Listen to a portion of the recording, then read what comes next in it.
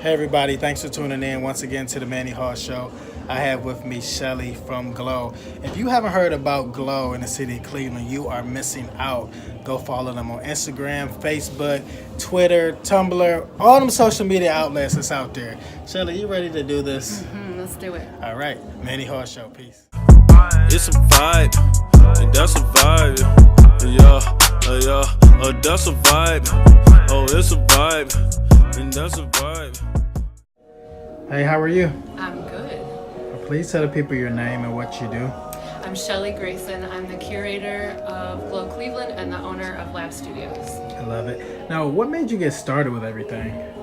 So I am a creative inside and outside, and I really wanted to do something that would impact the community, but doing that using the arts, using creativity, and using my entrepreneurial spirit inside.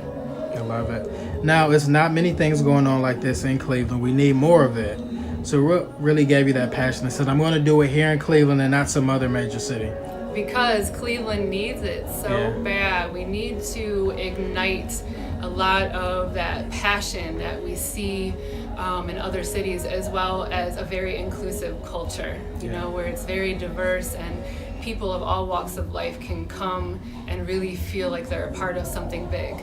Yeah, that makes sense. Now, was this your passion, like your whole life as a little kid growing up? So, go way, way back. I've always been a performer and been an artist in different capacities throughout my life. But I did event planning and marketing work for almost 15 years. So I've always wanted to do things that really can impact people. My bachelor's is in theater, so I have a lot of sort of that creative side, but recently, in the last few years, decided to get my master's in community practice social work. So underneath everything that I do is really this mission to impact people and to make change, especially in the city of Cleveland. Right. And it's needed. It's so many people that are trying to do things, but one thing that I find is it's only for a short time. Individuals that are really here for the long term, you don't find. It's like rare. So when I saw you on Instagram, I was like, wow, I love this. And I had to contact you. I know it's kind of weird getting this message from this Manny Hall guy, but I said I'm going for it. So I appreciate your response. I was really, really excited about it because at this point, I really need help getting the message out, not only about what Glow is in terms of the movement of what we're trying to do, which is bringing light to the city, but also about the studio. And Cleveland is very, very challenging. Yes, I'm going to be totally honest with you, we're asleep. Yeah. When you compare us to what other major cities are doing, we are not doing enough. And there's also a lot of people here that like to try and destroy other people's visions because they feel like maybe it's not their own or they don't want to support, they don't really know. And I'm like, we can all be in our own lane. Right. And it's still okay. Yeah. No one's going to take anything from you. Right. So I feel like we need to do bigger work outside of just... Now, why is that though, Shelly? Why do you feel that we are that way? Because if you think about size and let's say sports and some of the other cool things that other cities are doing, like we got those things. But it's like we live in this like poverty mindset. Not so much in terms of finances, but just going forth, your resources, your creativity. Is like we keep it at home, at work, and these small individuals are able to see our gifts and talents, but we really don't show it to the world. Why is that? I think sometimes people I think hold themselves back because they haven't really done the inner work that's needed to feel secure and confident and not, threatened by other people. Right. And so when you really do the inner work, which you got to look here first, right, myself included, then you're able to really be like, okay, I'm out here.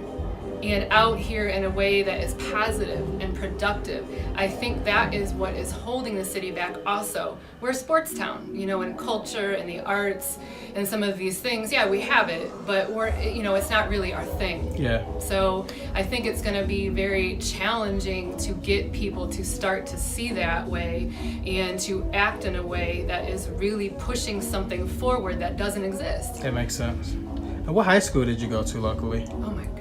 That's a long time ago. North Olmsted. Nice. Okay. Well, I went to Maple Heights. Class of 93.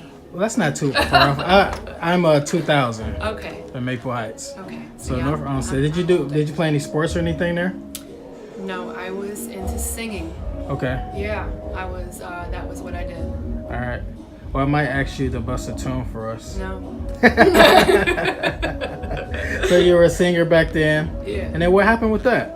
I mean, I still am, and I'm a performer. I'm a performance artist now, so I do a lot of different things around movement, utilizing, film and lighting, and just doing some different really cool stuff. But I will sing again.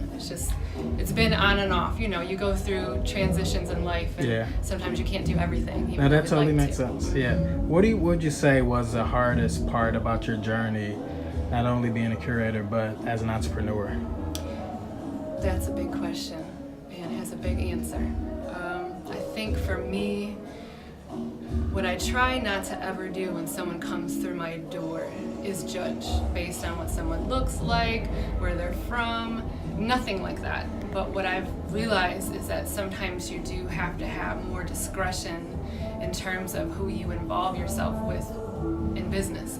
So for me, trying to be inclusive of all types of people, it's been challenging for me to have really positive relationships, which I want to have moving into this year too. But I think as an entrepreneur, you got to be ready for blood, sweat, tears every day. That's right. You want to quit often. You want to say, I can't do this. But you have to just have the tenacity to keep going. You have to, yeah. And did you have some individuals inspiring you along the way? Of course. I think that, my family is number one. They've always been my support, and let me tell you, I put them through the ringer multiple times with different things I've tried. Yeah. But, they always have my back. So at least whenever I feel like other people don't, they do. Sure. I have someone in the room right now who's been, in my life for a couple years and has always been a support to me. And more people are coming around now with the right energy. Yeah. People that are kind of operating. Man, listen, Shelly, that energy is so important. I'm not going to say exactly what happened, but I met someone over this past few weeks, and as soon as they walked in the room, the energy was like completely off. And it made me like not even want to talk to them, because it's like I didn't feel good. The vibe was like completely off. But then I found individuals that I didn't know from Adam, so for the first time, like, we're going to be best friends because I love you. You're great, man or woman. But that energy is so vital as you think of being an entrepreneur and trying to form business relationships, trying to have cohesive relationships. It's so challenging when the energy is off. So challenging, and really what I'm trying to do is get people to have that right energy. But sometimes they got to go their way for a little while until they're ready to do the work. Absolutely. And really, when you come into Glow, and people say this all the time, it makes me feel so good here. Well, that takes work. So it takes a lot of me trying to create events and create situations that are positive. Agreed. Because then you go back outside and you're like, oh. Right. Because we all have different challenges to face. But all the time I meet someone right off the bat and it's like, Right. You just know. And Absolutely. then there's other people where it's like, absolutely not. Right. Nope, not going to happen. Yeah. So I love your hair like that. Thank you. When we first came in, told my wife, like, wow, she's dope. Thank you. Has her own like style and it's unique. Doesn't make me think that you're a Clevelander. Yeah, I don't really think that like my soul is from here. Gotcha. But I also appreciate here because you can look at what we don't have. Right. Or you can say it's enough of a challenge to create something that doesn't exist. Who can say that? Yeah. You look at other major cities like, what they've done in Atlanta around the art scene and what they've done in, obviously, you have New York, LA, Chicago. But why can't we create that here? Exactly. It's just the difficult part is when you have so much negativity that is coming at you, you have to balance it out with positivity, right, which comes from community support. Yeah. So, I've always been different. Yeah. I'm a rebel. There's nothing wrong with that. And I have to be because we need more of us. Absolutely. And come on in. Right. As long as you're of the right mindset and you're ready to do some work. Yes. Absolutely. So when you look back on where you are right now, What would you say that you're most impressed with about Shelly? I think that no matter what, when I get knocked down, I can always get back up. Yeah. And, you know, as women especially, sometimes that can be really difficult because we have so many different types of things that happen to us in our lifetime. And when you're a business owner, it's even more challenging because let me tell you, there's been a lot of, you know, men that have come in and out of the business that do not understand how to respect a female. That's true. And so there's extra effort every day of creating boundaries and saying, no, you're not going to do this or that or whatever. Right. So I think the pride comes from the fact that I'm still standing and that I will not back down, and I know I have to do this. Yeah. Now, in terms of your space, do you feel that there's still a disconnect with men really respecting women in this particular genre? Across the board. Yeah. I think that there are some really good men out there, but those good men need to start being more visible, and they need to start really calling other men out on their behavior. Right. I think that, you know, especially in the fashion industry, you know, you get involved in a lot of these different areas that men kind of view women or come in viewing women a certain way. And I've always been the one to say, like, no, that's not okay or Right. whatever, but sometimes women are afraid to do that for themselves. Yeah. But again, it really comes down to good men and them being able to have a voice and say, like, you can't do that. Right. Because as women, we can't always do that either because there could be a threatening situation or whatever. So yeah, I mean, there's definitely been situations where I myself have felt unsafe, and also people that have worked with me. So it's a constant challenge, you know, and I'm absolutely not like anti-men, Right. I get it. but I'm pro-woman I and get I'm it. pro-respect, I get period. it. I get it. So where do you think all this breeded from? Like way back in the day with men not having a respect for women across the board? Or you think in this particular space that it's just kind of hard to say that a woman has as much talent as a man? I think that the root of why we have the imbalances we have between men and women really goes back to, you know, even capitalism, even how this country began. It was we came in and took from someone else and said this is ours. So Right. it's just always a matter of power. And so men feel very threatened by a woman that is strong in who she is. And they feel very threatened by a woman who is in her skin and in her power. Right. So it's just this constant, I don't really care. I'm going to call you out. I'm going to say this to you. And you can either accept it and change, or you can go this way. Yeah. So I think it's going to take so much time. I mean, you look at the state the world is in, the state the country is in, and the violence, it's coming from men. Yeah. So, you know, if we can use art and use creating and use all of these things to kind of break through some of these barriers around these difficult conversations, I think we can make an impact. Yeah, that But it makes has sense. to be men and women together. Yeah. It's really why I feel like some areas of feminism in history has not worked, or whenever you have a separatist movement where it's just certain people doing one thing, Right. it doesn't sustain itself. It has to be everybody and having really difficult conversation. Yeah. And that's major. And when you think of all the arts, which one is your favorite? Personally, me and what I've started to create is immersive art and immersive installation, so that when people come to an event, they're part of the art. Gotcha. So like my human event that I had a couple months ago, people loved because it had so many different elements to it. Art can be anything from writing, it could be tattooing, photography. I mean, anything to me where somebody is fully expressing themselves and who they are, that's art.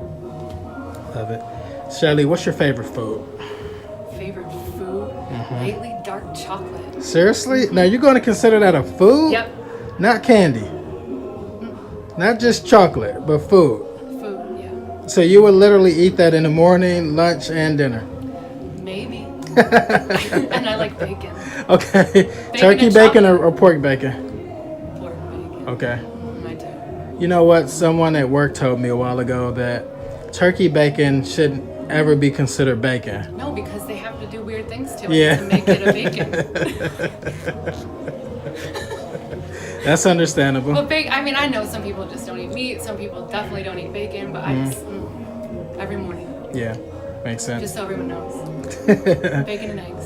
Now, when you think about where you are, in addition to where you want to go, is there any major crazy goals that you have that you can share with us? Huge.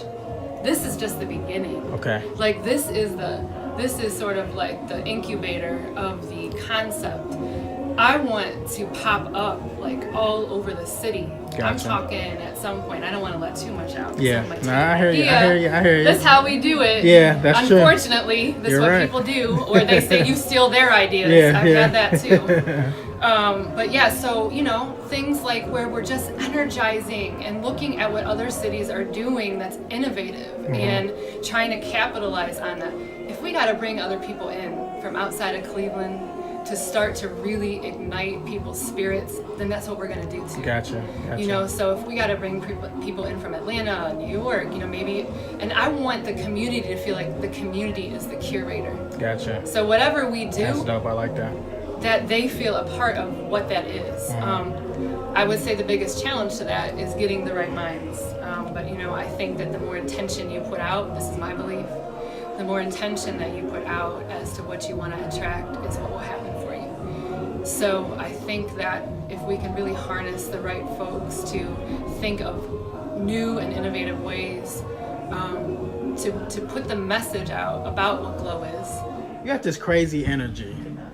Where did that come from? Like, you can't tell me that you were going to North Olmsted, you graduated, something was like, hey, bring all the crazy people together in Cleveland, be a curator. So where did this birth from?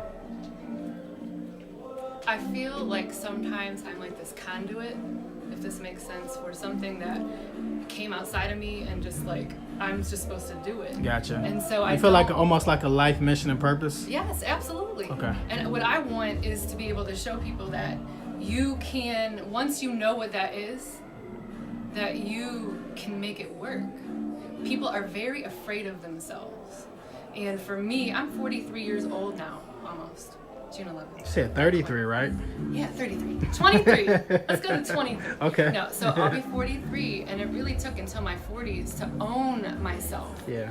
You get stuck in this mindset of this societal structure of what Right. you're supposed to do. Yeah. That you have to go to a 9-to-5 job, and you have to do, and it's very scary to go out on your own. Yeah. And you have to be ready to be totally, not only broke financially, but broken down. Right. And not everybody is ready and willing to do that, and that's Yeah. okay. Because Yeah. some people just want that structure, You're and right. let them do that. Yeah. But for me, I can't. Like, I'll just like suffocate. Yeah, So, I get it. And it's like I go to a 9-to-5 every day, but I love it there because I'm working in my gift of expertise. So I'm doing business development every single day, helping other organizations merge with us in order for them to grow effectively. So that's cool for me. But that suffocation, I can definitely relate there because I've been there at a job where you walk in there and you have to take a deep sigh every time because that's the only thing that's going to get you through the day. So at what point did you stop working a 9-to-5? Have you been... I've been on and off. Okay. And let me tell you, it's like a family joke how many jobs I've had Okay, since I was 16. gotcha. Because I just quit everything. Because I get irritated, Yeah. and I'm like, I don't want to do this anymore. That makes sense. Like, forget it. So, and I've had a lot of different sort of career paths and whatnot, but I've always known, and my father's an entrepreneur. Yeah. And so he's been sort of my example for like, you can do this on your own. Granted, he's had his struggles too. He still does, Right. but for me, like the fire comes from here. And sometimes when you're not, you're working a job that you just go to, this fire doesn't even exist. So think if everyone that had this could keep it lit up. And so that's really what I want to try to show people is like, even when I get knocked down, I try to be very transparent, like with the people that work with me. Right. Because I feel the best way to manage and lead is through vulnerability. Gotcha. So, I don't know. And when I went back to get my degree in social work, I was going to CASE, and I started this project called the Butterfly Project. Okay. And it was a community project that was centered around helping the kids in the family that knew Tamir Rice cope and heal. And it was a summer camp, and we did a lot around art therapy, and we did a lot around music and being out in nature. But it's really just about giving people the skills and the tools to cope with trauma, to cope with situations. So I've always and I got a lot of recognition, awards and whatnot, and I thought I was going to continue doing that. But, life has a way of kind of redirecting. Right. So that will come back. And that was really focused on youth and using art as a form of transformation. So everything that we do here, like today we've got this beautiful clothing brand from California out here doing a pop-up fashion show. We had like 150, 200 people in here, Wow. 1 o'clock, watching the show. And that's how it should be here. And I know that we can get there. We just have to figure out different ways to do that. But long story short, it all comes back to the individual. It all comes back to what we think we're capable of. So we all have to do our part. Yeah, we gotta do the work. Yeah. And it's not easy sometimes. No, it's excruciating. Because I think, like what you were saying early on, the average entrepreneur to get started, they have no idea all the crap that they're going to have to go through. I mean, it's going to be sometimes months, even years of no revenue at all. Mm-hmm. And you got to still want to do it. Mm-hmm. And that's why, some people make the suggestion of still working a 9-to-5 while you get your side hustle going. Which I totally support. Yeah. I totally do. I haven't been doing that, and it's been a lot more struggle because of it. But it's hard to put all your energy. But you got a lot of skin in the game too, though. Yeah. Yeah. And it was almost like the situation in Chicago when all those buildings burned down. The downtown area where Chicago is, it was like booming. That big fire. I think it was like early 1900, 1800. I can't get it right.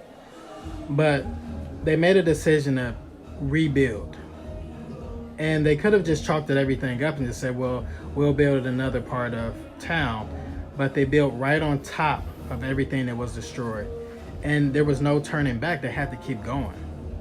And that's what I see in you, Shelly. Thank you. And it's the energy of it. Everything in my life, I had a clothing line called the Alchemy Collection, which is about transforming something. Yeah. It's really about, there's so much dark energy right now, not only in Cleveland, but just in the country with, yeah. I'm going to get political, with Trump being president. Yeah. It really I can't get get much worse than that. Just the level of socioeconomic inequity, racism still being what it is. All these things are plaguing us, this dark energy. But if we can utilize and harness the light in people, getting more people to find that within themselves, that's the only way. Yeah. That's the only way to make a change. Yeah. And the interesting thing about what you just said is that darkness. And although we sometimes despise the level of intensity with that darkness, that's the only way that we can really see light. That's it. Not everybody wants to see that light. No, they don't. All right, so as we wrap up, what advice would you give to young entrepreneurs getting started, trying to do their thing? They're nervous, they're scared. What would you say to them? You got to look in the mirror first, and that can be really difficult because you have to be ready to mind, body, spirit go through the process of saying, I'm not going to follow what society wants me to do. Because as we know, that's not the focus, is on the entrepreneur. So you have to really, really know who you are 100%, because when it gets really rough, you got to be able to pull yourself out. So my number one advice is to get your support system. Okay. Do you have any final words? And this is your time, to shout out your business, shout out your location, everything that Shelly's doing that she wants people to know about. Yes, so we are, I'm working with a company called Conscious Consulting. We are partnering up to come up with a renewal of our membership packages as well as our rentals, and we're going to be announcing that in the next couple of weeks. We have more and more events that are going to be coming up, and really just trying to find different people that want to utilize the studio. Our website is glointhecity.com. We're located at 2460 Lakeside. We are called Lab Studios by Glow. So I know there's a lot of people that want to, how can I get involved? Like, I want to be doing, more there and this and that. Stay tuned, because we have some really exciting announcements, but May is sort of a little bit of a pause and reset and strategy and development to really be able to put out exactly how we're going to be moving forward in year 2. I love it. Well, thank you so much for your time today. I really appreciate it. Thank you. I'm going to get this edited, chopped up, and I'm going to sit on my couch and watch this entire interview because it was dope. Sweet. All right, peace.